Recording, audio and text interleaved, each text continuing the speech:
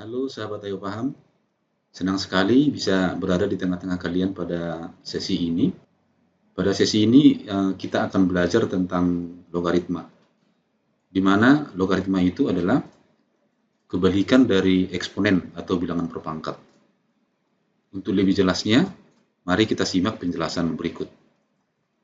Misalkan saya tuliskan sebuah bilangan berpangkat atau eksponen, 2 pangkat 3 sama dengan 8. Ini adalah sebuah eksponen.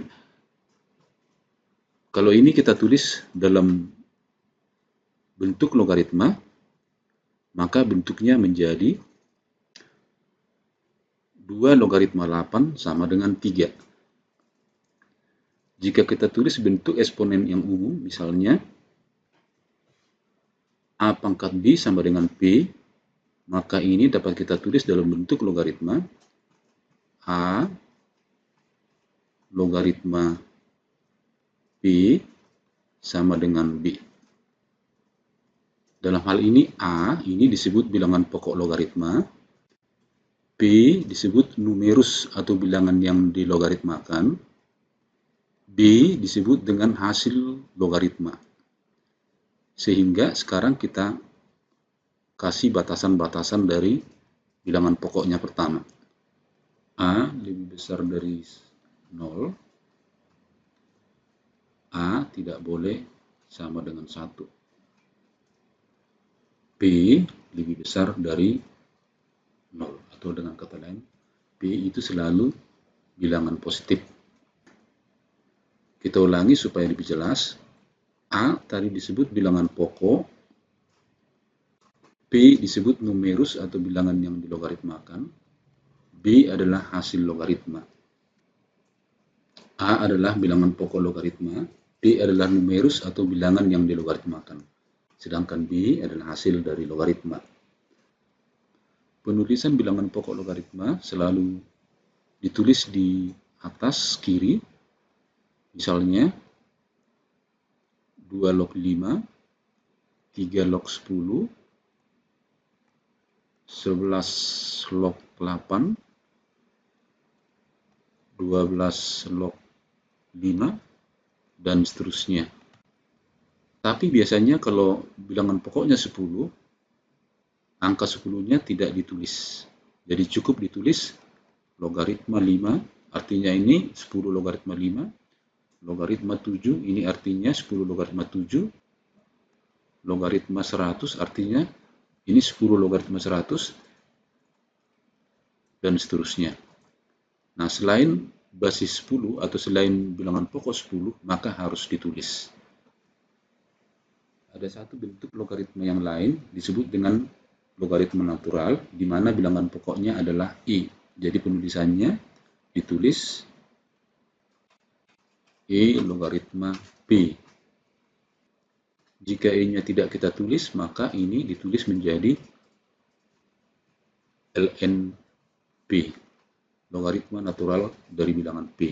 Tapi kalau E-nya ditulis, maka kita tulis seperti biasa E log P. Penggunaan logaritma natural itu biasanya kita temukan dalam pelajaran kimia, pelajaran fisika, dan bentuk-bentuk yang lain. Sebelum kita lanjutkan contoh, kita coba lagi satu lagi cara mengubah eksponen ke logaritma, supaya nanti dalam contoh-contoh kita dapat mengerjakannya lebih mudah. Misalnya kita rubah bentuk eksponen 2 pangkat min 1 sama dengan setengah. Maka ini kita tulis dalam bentuk logaritma 2 logaritma setengah sama dengan min 1. Perhatikan ini bilangan pokok logaritma di sini bilangan pokok eksponennya. Pangkatnya jadi hasilnya, sedangkan di sini hasilnya jadi numerusnya atau bilangan yang dilogaritmakan. Mudah-mudahan bisa dipahami. Nah, untuk lebih mempermudah kita memahami, kita akan bahas contoh-contoh berikut. Contoh 1, ubahlah ke bentuk logaritma. Bagian A, P pangkat M sama dengan N. Perhatikan, sehingga menjadi P logaritma N sama dengan M. Kemudian contoh yang B, kita rubah menjadi, perhatikan 3, ini jadi bilangan pokoknya. 3 logaritma 81 sama dengan 4. Kita lanjut yang C, setengah, berarti ini menjadi setengah logaritma 4 sama dengan min 2. Yang terakhir, bilangan pokoknya 2. 2 logaritma 1/4 sama dengan min 2. Bisa dipahami ya? Kita lanjut lagi contoh yang kedua.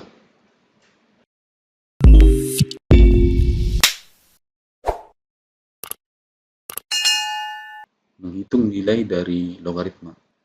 Sebelum menyelesaikan ini, kita buat satu bentuk eksponen, lalu kita ubah ke logaritma.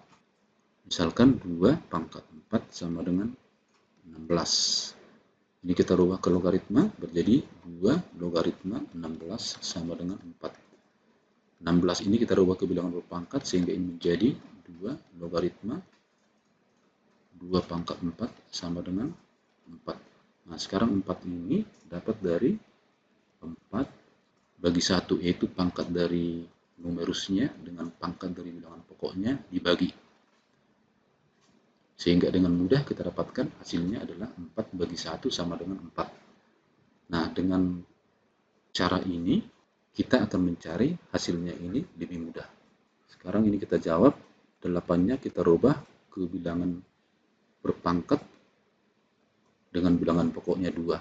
Sehingga 2 logaritma 8 itu sama dengan 2 pangkat 3. Sama dengan, ini kan pangkat 1. Berarti kan 2, di sini 2, bilangan pokok dengan numerusnya sudah sama, maka hasilnya adalah pangkat dari numerus dibagi pangkat dari bilangan pokoknya. Sehingga ini 3/1 itu sama dengan 3. Yang B, ini kita jadikan bilangan berpangkat, ini kita jadikan bilangan berpangkat dengan bilangan pokok yang sama. Sehingga sekarang kita dapat 25 sama dengan 5 pangkat 2 logaritma 125 5 pangkat 3 sama dengan, sehingga hasilnya adalah pangkat numerus dibagi pangkat bilangan pokok. Sehingga ini sama dengan 3/2. Kita lanjut bagian C. Ini kita jadikan bilangan berpangkat dulu. 6 pangkat 1 kali 6 pangkat setengah. Akar pangkat 2 kan pangkat setengah. Bilangan pokoknya sudah sama, ini kita tambah. Sehingga 1 tambah setengah adalah 3/2. Sehingga bentuk ini kita rubah menjadi 6 logaritma 6 pangkat 3/2. Di sini pangkat 1. Sehingga hasilnya ini menjadi 3/2/1. Atau sama dengan 3/2. Dengan cara yang sama dengan A, B, C, ini kita tukar ke bilangan pokok 10. Ini kita tukar ke bilangan pokok 10. Sehingga kita dapatkan 0,1 sama dengan 10 pangkat min 1, 100 sama dengan 10 pangkat 2. Sehingga hasilnya ini sama dengan 2 bagi min 1 sama dengan min 2.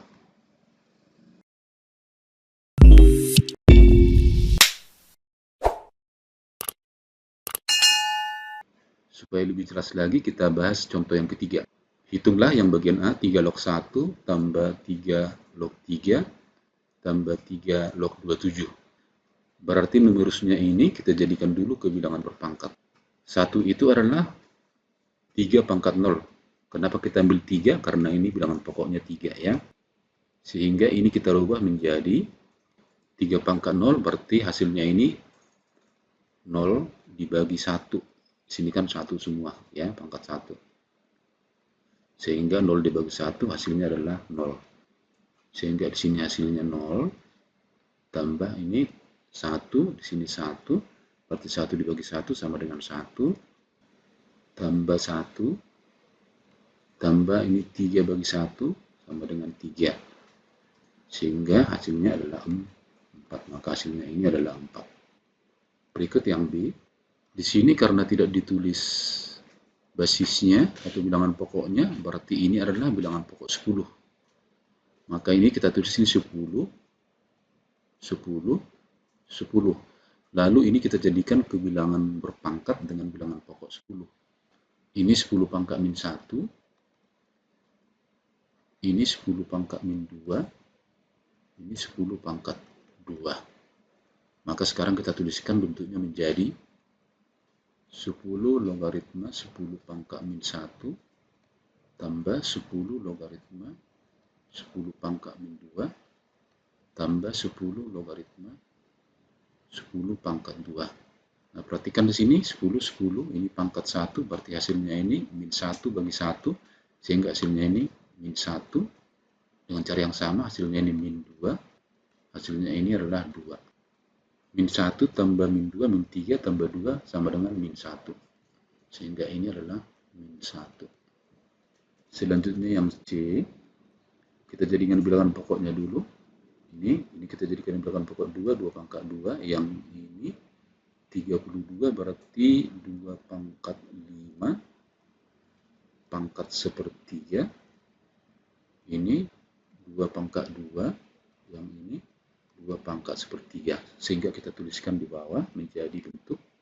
Kemudian hasilnya ini adalah 5/3 bagi 2, 5/3 bagi 2 ditambah 1/3 bagi 2. Bagi 2 berarti dikali 1/2 berarti ini jadi 5/6 ditambah ini jadi 1/6.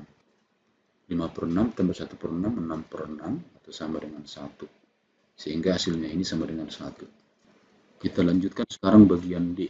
Tentukanlah X sehingga 2 log dalam kurung 3 log X sama dengan 1. Langkah pertama ini kita jadikan dulu ke bilangan bentuk logaritma dengan basis 2. Sehingga kita tulis menjadi 2 log dalam kurung 3 log X sama dengan 2 log 2 pangkat 1. Nah, hasilnya ini 2 log 2 pangkat 1 itu sama dengan 1, sama dengan ini. Sehingga sekarang kita perhatikan ini dengan ini. Sehingga sisa sekarang adalah 3 log X sama dengan 2. Nah, untuk mencari X, ini kita kembalikan ke eksponen. Sehingga bentuknya menjadi 3 pangkat 2 sama dengan X. Sehingga X sama dengan 9. Baik, semoga penjelasan ini dapat dipahami. Materi kita kali ini adalah materi dasar dari logaritma. Untuk bisa memahami materi logaritma selanjutnya, yaitu sifat-sifat logaritma, kamu harus benar-benar memahami materi dasar logaritma, yaitu konsep dasar dari logaritma ini. Oleh karena itu, jika kamu belum memahami dengan baik, silahkan diputar ulang ya, sehingga kamu benar-benar memahami konsep dasarnya. Semoga penjelasan ini bermanfaat. Tetap semangat untuk mengikuti materi kita selanjutnya, yaitu mengenai sifat-sifat logaritma. Sampai ketemu di video kami yang terbaru. Tetap semangat, semangat ayo paham.